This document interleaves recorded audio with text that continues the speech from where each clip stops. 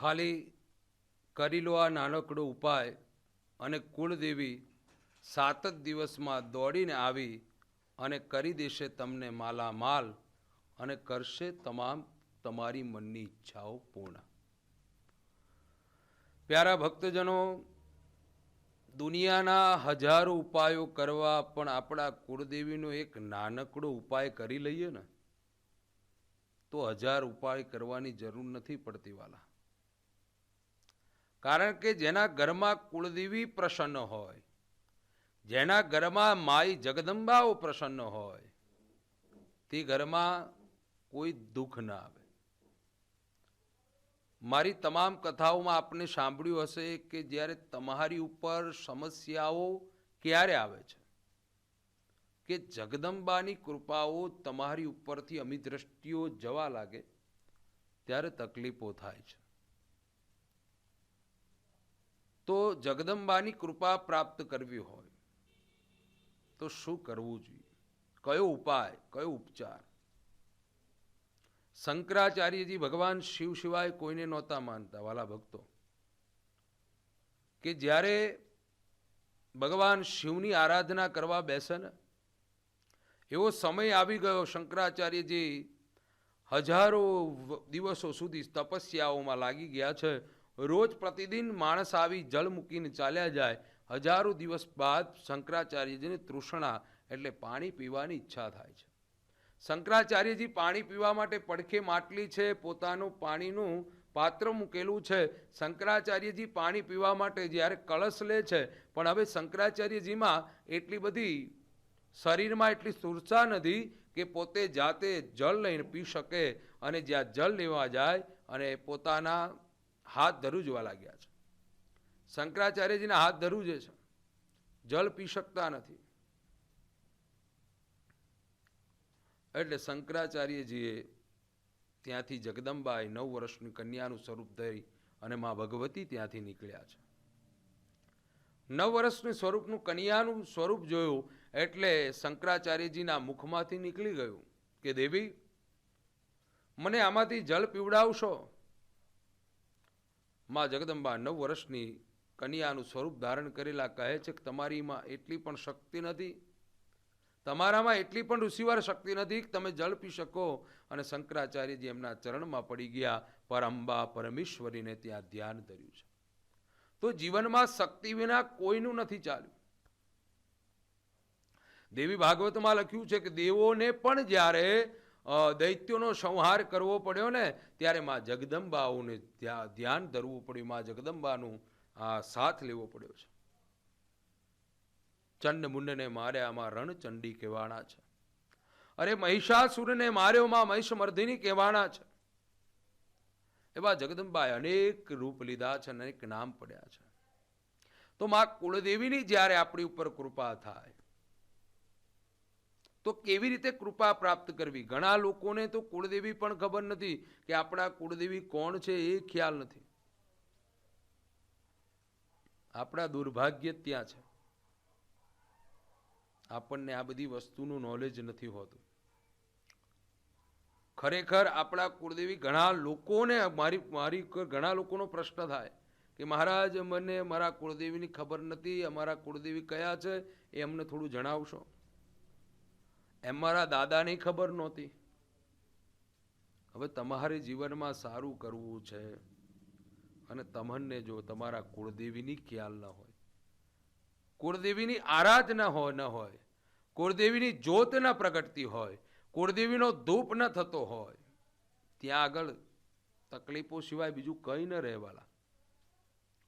કારણ કે શાસ્ત્રમાં કીધું છે કે ભગવાન શિવ પણ નીચે બેઠા છે ને માં પાર્વતી ઊંચા સ્થાન ઉપર છે. ભગવાન શિવે પણ ત્યાં બતાવ્યું છે કે શક્તિ વગર કંઈ ન ચાલે.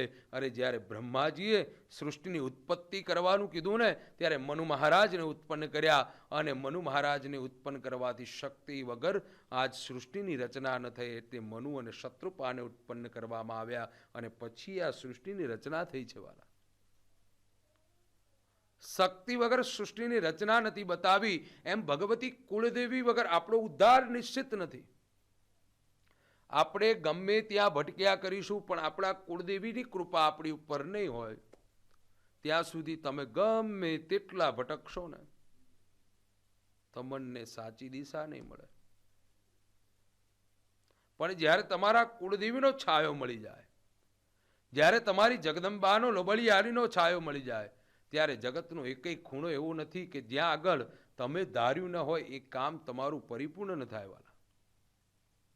તો આ કરવું છે. તમારે તમારા કુળદેવીને સ્વપ્નમાં જાગૃત થઈ તમારે ત્યાં સ્વપ્નમાં પ્રાપ્ત કરવા હોય, તમારે તમારા કુળદેવીને તમારા ઘરે દોડીને બોલાવવા હોય, તમારે તમારા કુળદેવીને પ્રસન્ન કરવા હોય. અનેક ઉપચારો તમે જોયા હશે, અનેક ઉપચારો, અનેક ઉપાયો, અનેક પ્રકારના યજ્ઞો, અનેક પ્રકારની કાર્યથી તમે કુળદેવીને પ્રસન્ન કરવાના કાર્ય કર્યા હશે.